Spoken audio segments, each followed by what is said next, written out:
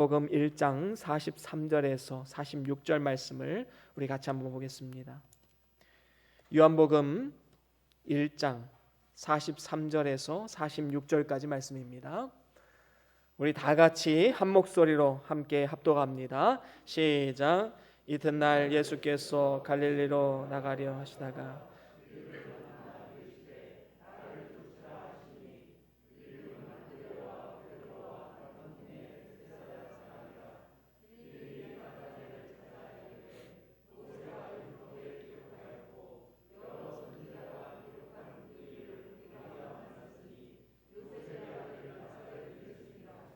나다나엘이 가로되 나사렛에서 무슨 선한 것이 날 수 있느냐.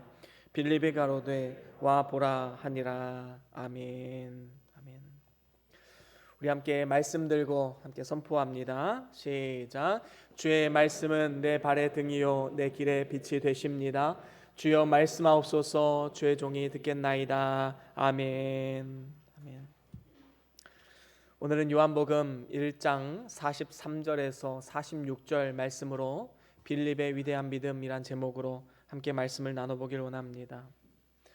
만약에 이 시간 여러분들에게 아주 값비싼 그릇 안에 참 맛없게 생긴 그런 음식을 담아서 하나를 놓고 또 좀 투박한 그릇이지만 거기에 정말로 먹음직스러운 맛있는 음식을 담아서 여러분들에게 드린다면 과연 여러분들은 무엇을 드시겠습니까?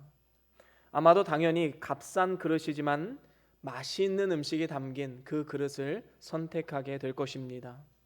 물론 그릇에 비싸고 또 싸고 아니면 좋고 나쁜 이러한 것을 중요하지 않은 것은 아닙니다.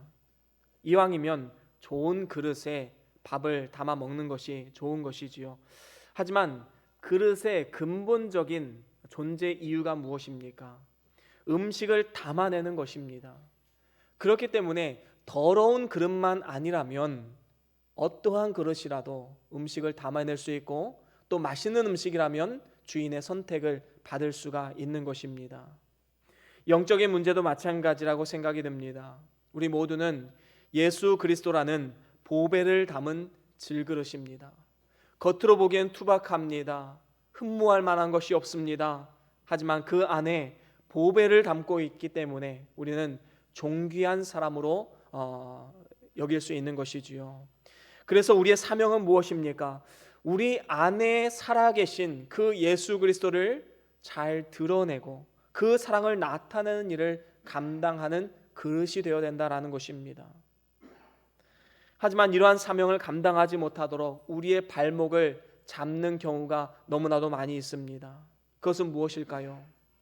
우리 안에 있는 그 보배에 집중하는 것이 아니라 그저 겉모습의 아름다움, 화려함을 추구하는 경향 때문에 문제가 생기는 것이지요. 그렇게 되면 두 가지 극단적인 모습이 나타날 우려가 있습니다. 한 가지는 자신의 부족한 모습을 보면서 주의 일을 감당하지 못하게 되는 것입니다. 하나님, 저는 부족합니다. 저는 비싼 그릇이 아닙니다. 화려한 그릇도 아닙니다. 가진 것이 없습니다. 배운 것도 없습니다. 능력도 없습니다. 가르치는 재능도 없습니다. 심지어는 건강하지도 않습니다. 어떻게 주의 일을 감당할 수 있을까요? 주님, 아직 저는 저 자신도 온전하게 변화되지 못했습니다. 저희 가정도 온전히 구원하지 못했습니다. 저는 나이가 너무 많습니다. 저는 나이가 너무 어립니다. 여러분, 하지 못하는 이유를 들이대자면 밤을 새도 모자랄 것입니다. 이처럼 세상의 가치관이 교회 안으로 들어와서 무언가 조건이 갖추어져야지만 하나님이 쓰실 것이다 라고 생각하는 그러한 경향이 너무나도 많이 있음을 보게 됩니다. 세상에서는 기업에서 사람을 뽑을 때 보는 기준이 있지요. 그 사람의 성품, 그리고 인격, 그리고 학벌, 그리고 여러 가지 스펙들을 봅니다. 이 기준에 맞지 않으면 그 기업에 입사할 수가 없는 것이지요. 그래서 이러한 가치관이 우리에게도 찾아와서 우리가 어떤 기준을 만족해야지만 하나님이 나를 쓰실 것이다 라고 생각하는 경향이 생기게 되는 것입니다. 참으로 안타까운 것이지요. 그런가 하면 겉모습에 너무 집중하다 보면 또 한 가지 극단은 화려한 그릇이 되기 위해서 자신은 감추고 겉모습에만 치중하는 이러한 모습이 나타나기도 합니다. 안에는 더러운 것들이 가득 찬데 어쩔 수 없이 자신의 직분 때문에 아니면 자신의 사회적 위치 때문에 그러한 것들을 감추고 살아가는 경향도 많이 있는 것입니다. 그것이 언제 나타날까요? 나 혼자나 있을 때 나타나고 또는 가장 가깝게 지내는 가족들에게 나타날 수밖에 없는 것입니다. 겉으로는 화려해 보이는데 속은 썩어져가는 회칠한 무덤과도 같은 그러한 삶을 살아갈 수밖에 없는 것입니다. 그래서 하나님께 진정으로 쓰임받지 못하는 경우도 많이 있는 것이지요. 우리는 분명히 알아야 됩니다. 우리가 정말로 하나님 앞에 아름답게 쓰임받는 것은 돈이나 지식이나 권력이나 재능에 있는 것이 아닙니다. 이 모든 것은 다 풀의 꽃과 같이 시드는 날이 있기 때문인 것이지요. 잠깐 동안 누리는 것입니다. 그렇다면 우리가 진정으로 하나님 앞에서나 교회에서나 이 세상 속에서나 심겨진 그곳을 변화시키고 하나님께 아름답게 쓰임받는 축복된 그릇이 되기를 원한다면 우리가 어떻게 살아가야겠습니까? 오늘 성경 말씀을 통해서 이 빌립의 위대한 믿음을 본받으라라고 말씀하고 있습니다. 오늘 말씀에 등장하는 이 빌립, 예수님의 12제자 중에 한 사람이었지요. 갈릴리 벳세다 사람입니다.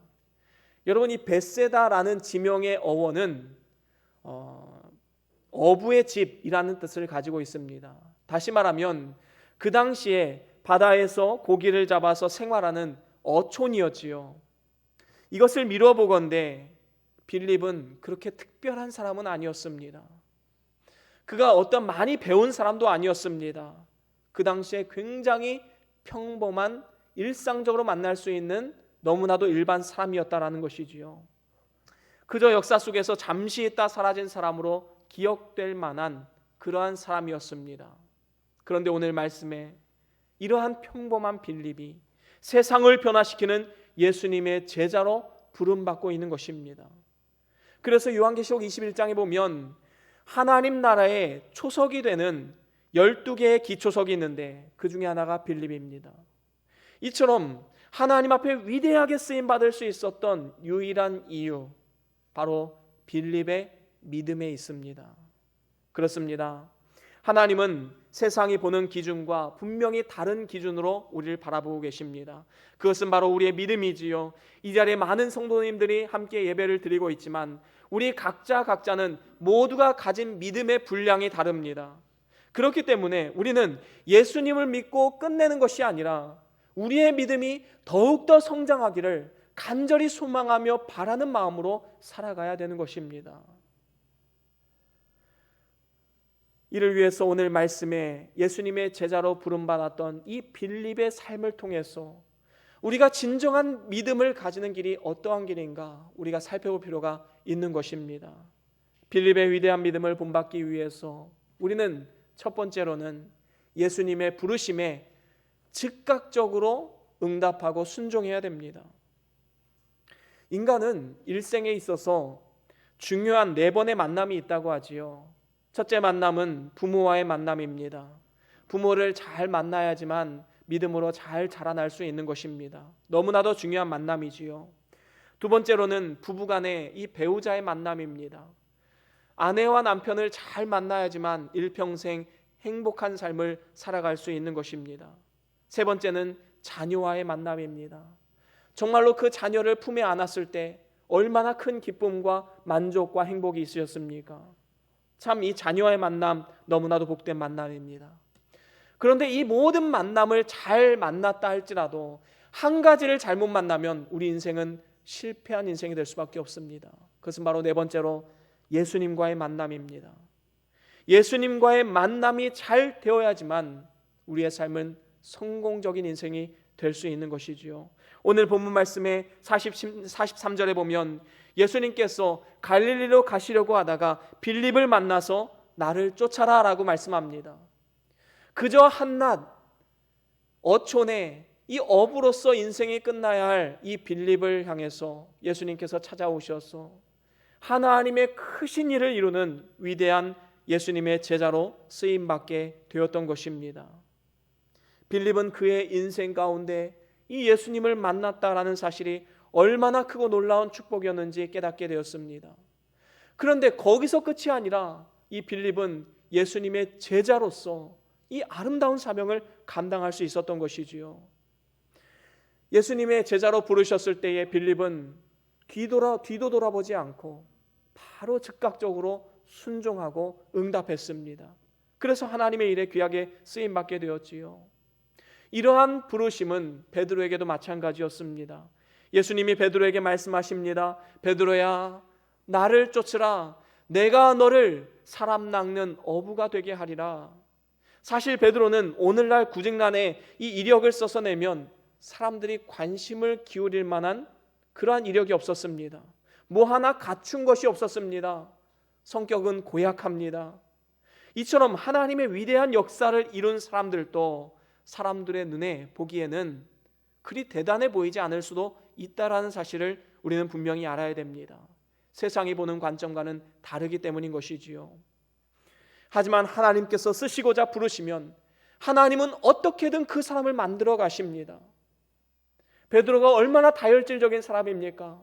하지만 예수님은 그를 선택하셔서 하나하나 가르치시면서 변화시키고 결국에는 하나님을 위해, 주님 나라를 위해 아름답게 쓰임받는 사람으로 만들고야 마신 것입니다. 바로 이것을 우리는 소명이라고 말하지요. 소명이라 함은 외적 소명과 내적 소명이 있습니다. 말씀으로 부르시는 소명은 외적 소명이지요. 우리의 거듭남과 관련된 것입니다. 하나님께서는 전도자들이 전하는 말씀을 통해서 택한 백성들을 부르시는 것입니다. 이것이 하나님의 방법이지요. 이러한 하나님의 방법이 인간적인 시각으로 보면 미련한 것으로 보일 수도 있습니다. 그래서 고린도전서 1장 21절에 이렇게 말씀하지요. 우리 같이 한번 읽어보겠습니다. 시작. 하나님의 지혜에 있어서는 이 세상이 자기 지혜로 하나님을 알지 못하는 거로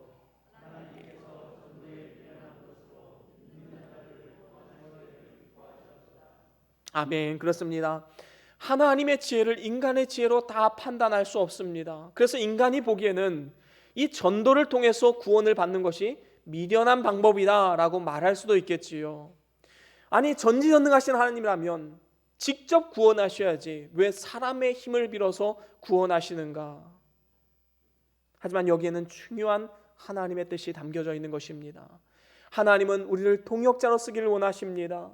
그리고 우리에게 상급 주시기를 기뻐하시는 것이지요. 사실 한번 생각해 보십시오. 우리가 처음에 교회를 나온 것도 부모님을 통해서건 친구를 통해서건 주변 사람들을 통해서건 하나님 말씀을 접했기 때문인 것입니다. 나는 나 스스로가 결단해서 나왔는데요, 절대로 그렇지 않습니다.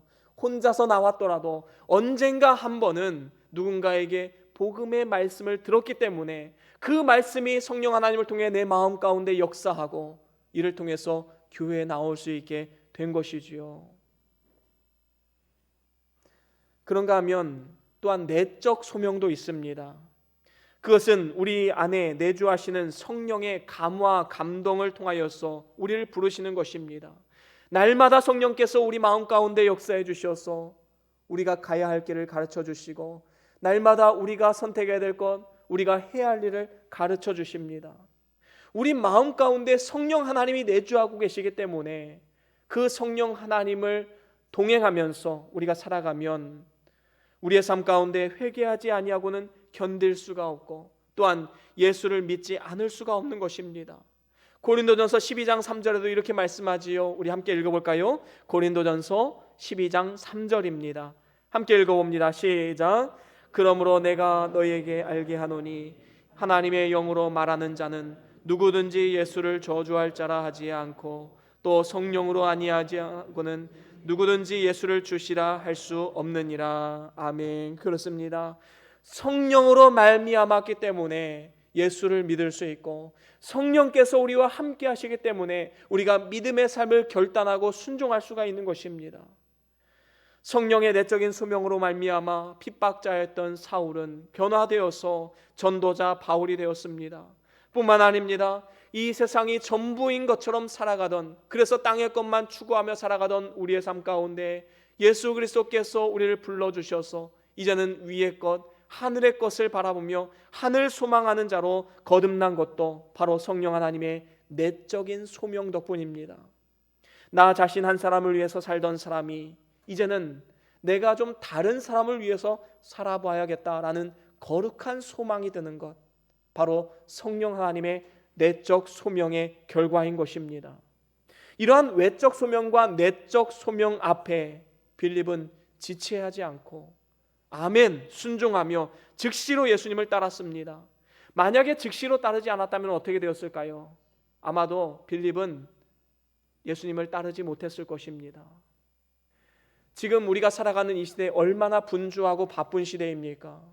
이런 상황 가운데 하나님께서 우리에게 사명을 맡겨주십니다. 그런데 우리는 핑계거리가 있지요. 하나님 너무 바빠요.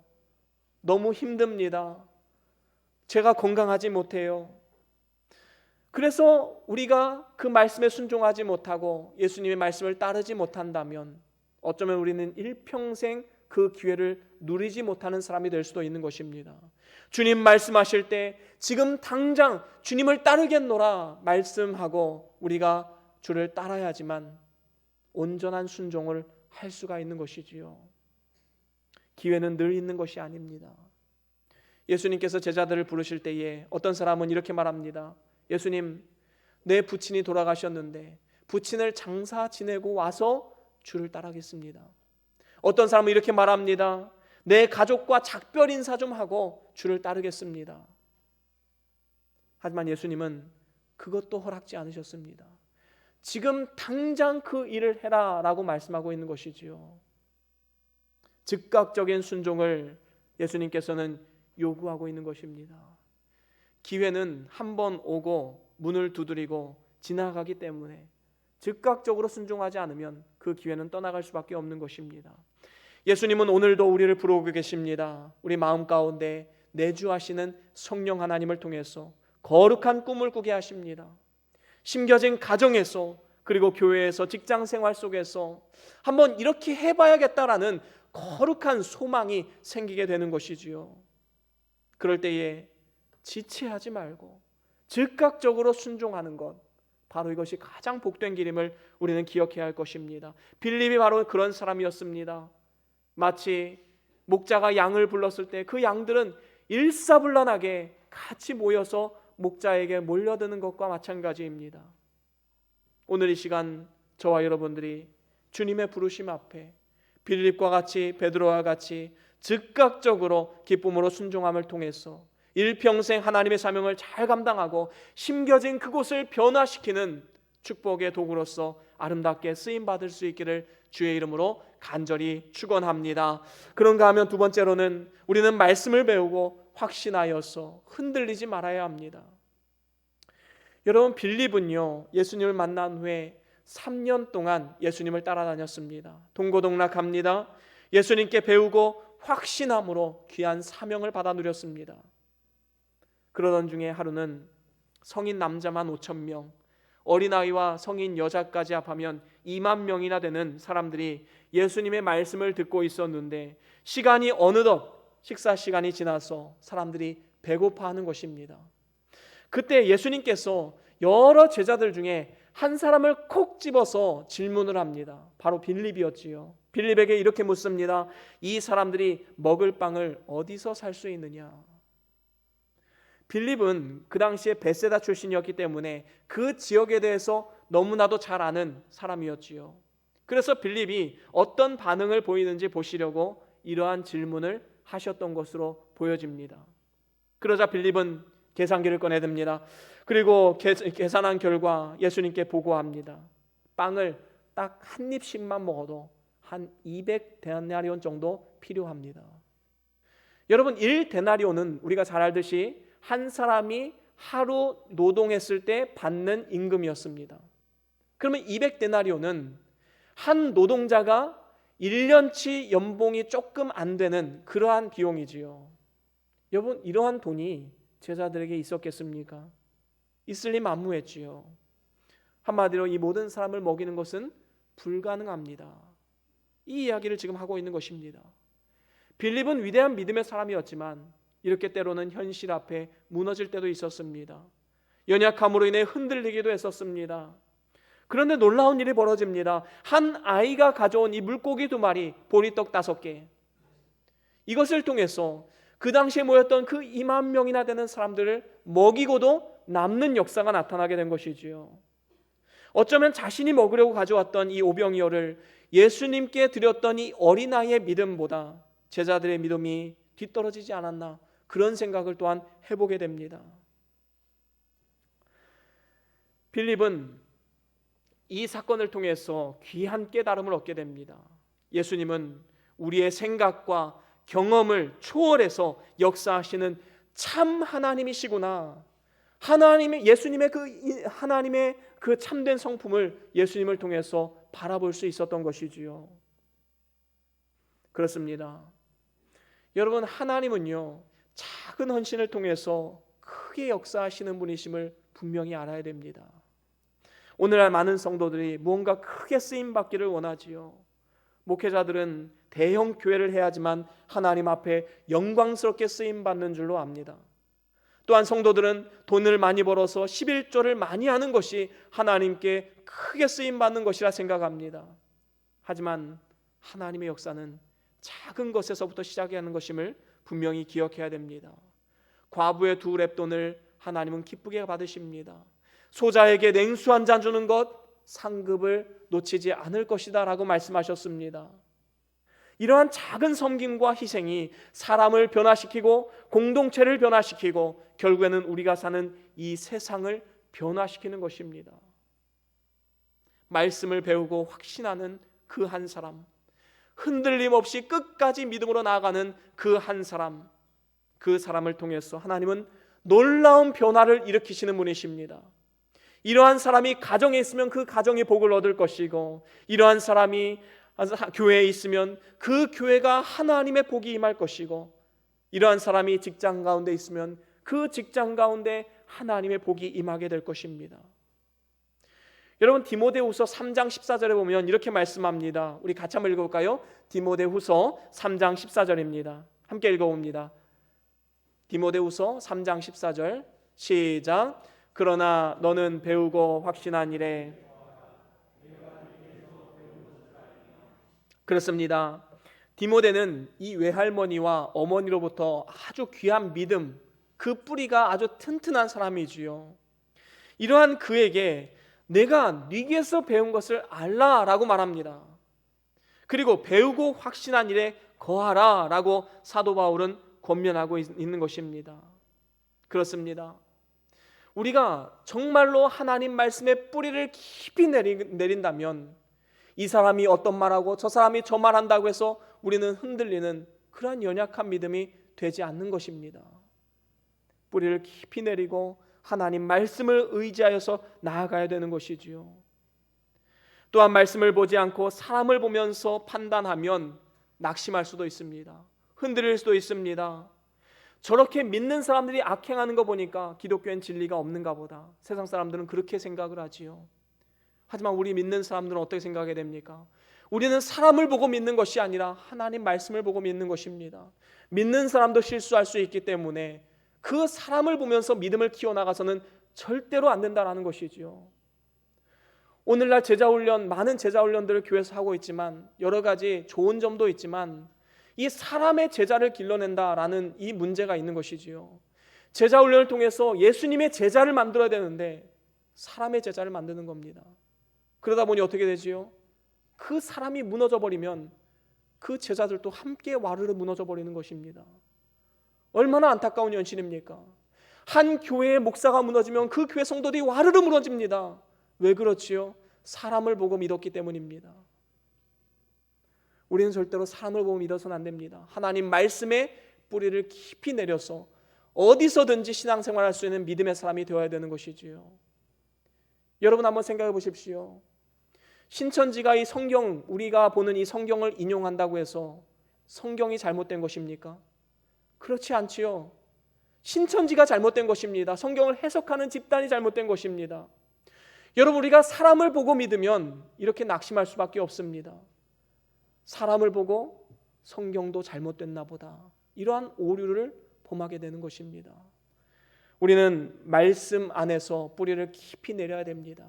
사람이 뭐라 하든, 세상이 우리를 뭐라 조롱하든 우리는 그저 말씀 안에 뿌리를 깊이 내리고 하나님 말씀을 붙잡고 믿음으로 나아가야 되는 것이지요. 사도행전 17장 11절에 보면 이 베레아 사람들이 나옵니다. 이 사람들이 어떠한 일들을 했는지 우리 함께 읽어보겠습니다. 사도행전 17장 11절 함께 읽습니다. 시작. 베레아 사람은 데살로니가에 있는 사람보다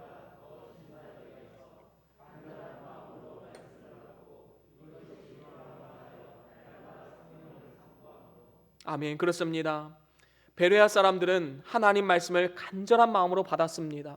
그리고 정말로 그러한가 날마다 상고했다 말합니다. 말씀을 깊이 묵상합니다. 하나님과 깊은 교제를 합니다. 그래서 갈급한 마음으로 진리의 말씀을 가까이 했기 때문에 그 말씀에 대한 확신이 생기고 또한 말씀을 통해서 흘러나오는 생명의 샘물을 받아 누릴 수가 있었던 것입니다. 그리고 이를 통해서 하나님의 귀한 사명을 감당할 수 있었던 것이지요. 오늘 본문 45절에도 보면 이 빌립이 나다나엘을 찾아가서 이렇게 말하고 있음을 보게 됩니다.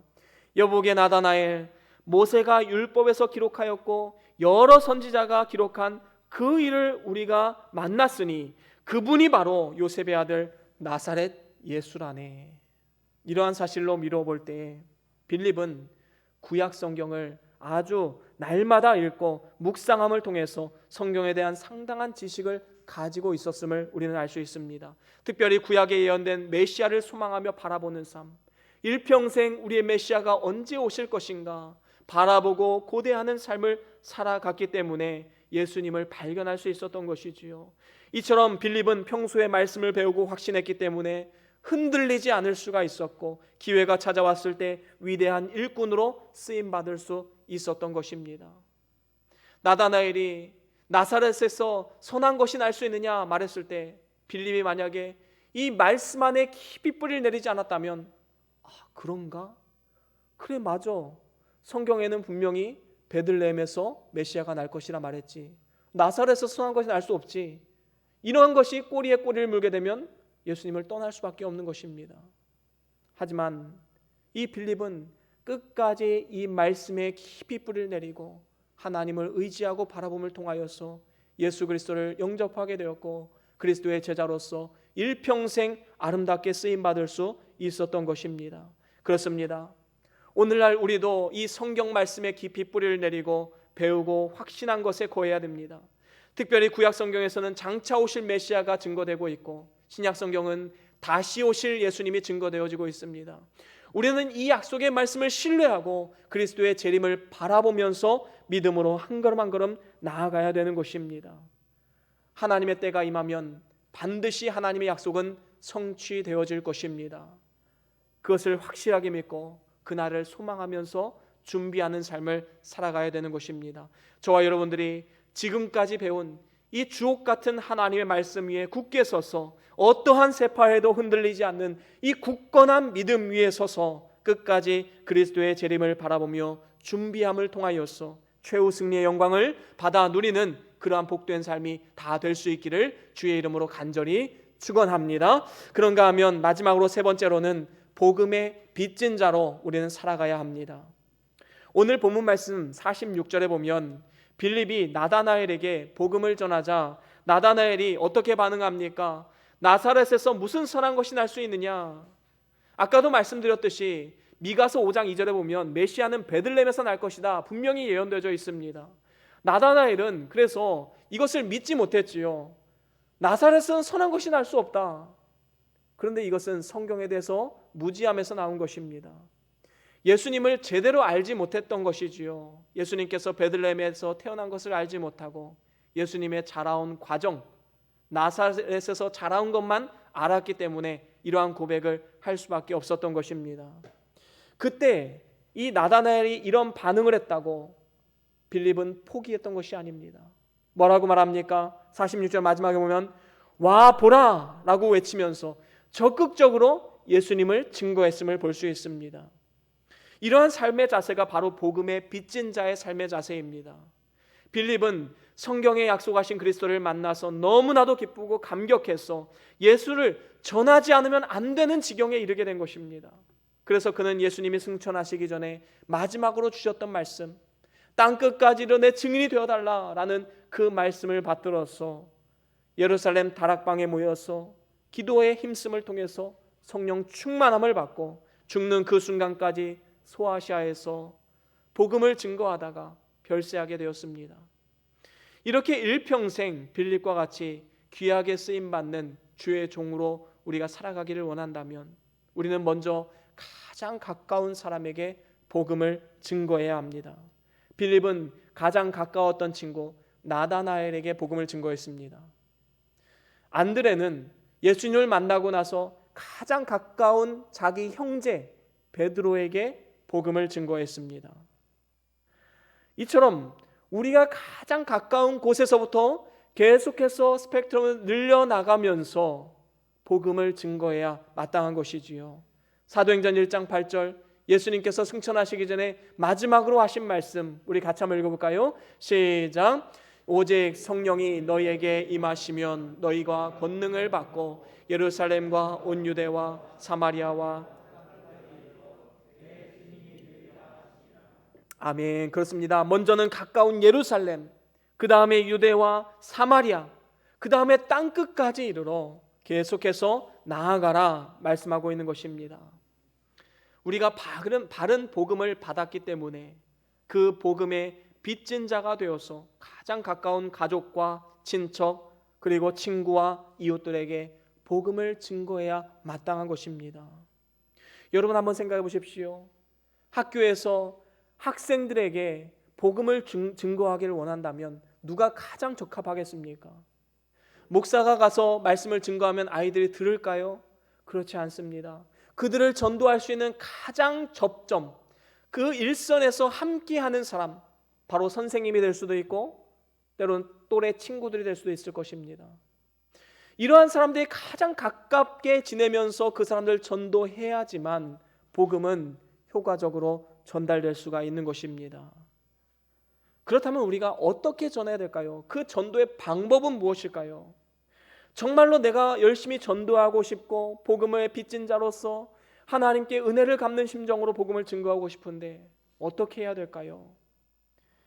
빌립이 나다나엘에게 했던 와 보라, 여기에 우리가 깊이 묵상하면 됩니다. 여러분, 우리 자신이 바로 서 있지 않으면서 와서 봐라 라고 말할 수 있을까요? 삶은 개차반으로 살면서 와서 봐라 라고 말하면 상대방은 이렇게 말할 것입니다. 야, 너나 잘해라, 이렇게 말할 것입니다.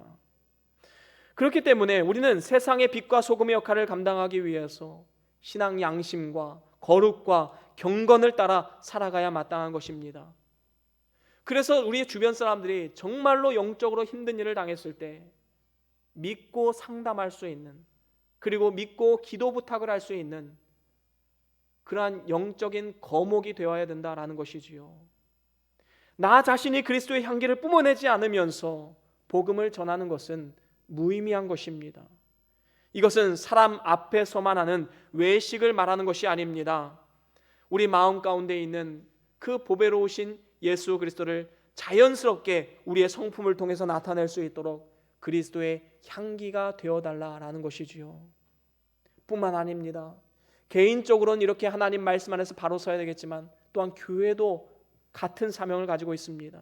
교회도 역시 바른 진리, 정통 복음을 수호해서 사람들에게 와서 한번 보십시오라고 당당하게 이야기할 수 있는 교회가 되어야 합니다.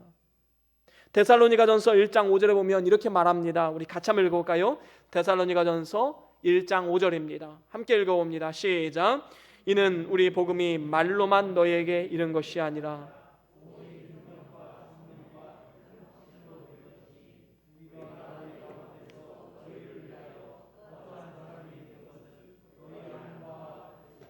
아멘. 그렇습니다. 복음을 전하는 것은 말로만 되는 것이 아니라 능력과 성령과 큰 확신으로 되는 것입니다. 여러분, 능력이 나타나는 교회, 말씀의 능력이 나타나는 교회, 성령의 은혜가 나타나는 교회, 큰 확신으로 어떠한 세파에도 흔들리지 않는 아름다운 복음을 수호하는 교회, 이러한 교회를 통해서 하나님은 역사하시는 것입니다. 이처럼 우리도 빌립과 같이 진리를 알지 못하는 자들에게 와 보라 라고 효과적인 전도를 하기 위해서 바른 진리를 붙잡아야 할 것입니다. 그리고 그 진리를 세워가는 교회를 함께 세워나가야 할 것입니다. 오늘날 교회들이 너무나도 세속화되어 가고 있습니다. 인본주의나 교권주의 또는 신비주의가 판을 치고 있습니다. 뿐만 아닙니다. 정치 세력과 결탁이 되어서 복음의 가치를 흐리는 이러한 경우가 너무나도 많이 있음을 보게 됩니다. 그래서 사실 오늘날 이 시대는 와서 봐라 라고 말할 수 있는, 당당하게 말할 수 있는 그런 시대가 아닙니다. 그것을 말하는 것조차도 부끄러울 지경에 이르렀지요. 이러한 시대 가운데 우리 변동교회의 사명이 무엇일까요? 진정한 복음의 가치, 구원의 도의 이치를 잘 가르치고 우리 성도들은 그 말씀을 잘 배워서 당당하게 와 봐라, 와서 확인해 봐라 이렇게 외칠 수 있는 우리 자신의 삶과 교회가 되어져야 할 것입니다.